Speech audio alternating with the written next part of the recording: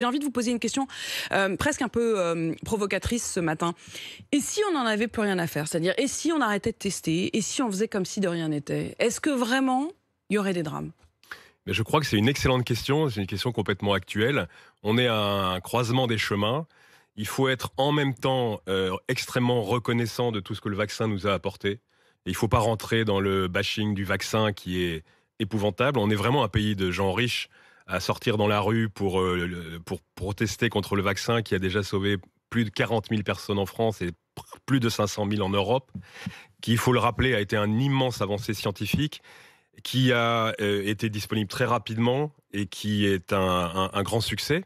Pour protéger, il faut le redire, contre les formes graves qui continuent malheureusement d'amener à l'hôpital. Vous le voyez aujourd'hui, près de 4000 personnes en réanimation. Donc ça, c'est un premier point. Et inversement, de se rendre compte que, un, les Français en ont marre.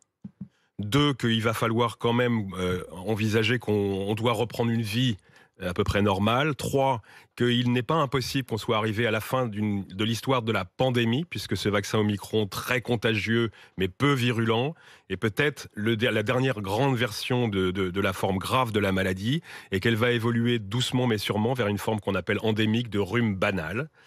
Et donc, je crois que beaucoup de pays se posent beaucoup de questions autour de Et tout ça. on a l'impression que vous parlez du vaccin au passé. Non, le vaccin reste un élément central pour lutter contre les formes graves. Il restera probablement un élément important. Il est probable qu'on arrivera vers de nouvelles générations de vaccins parce que je vous rappelle que ceux qu'on utilise aujourd'hui ont été construits et dirigés contre la souche initiale de Wuhan et depuis, vous avez bien compris que le virus a beaucoup changé. Et puis, on aura peut-être des vaccins qu'on appelle universels, c'est-à-dire des vaccins qui permettent de cibler non seulement la fameuse protéine Spike qui permet au virus de rentrer dans les cellules, mais aussi d'autres protéines qui font la toxicité, la virulence du virus.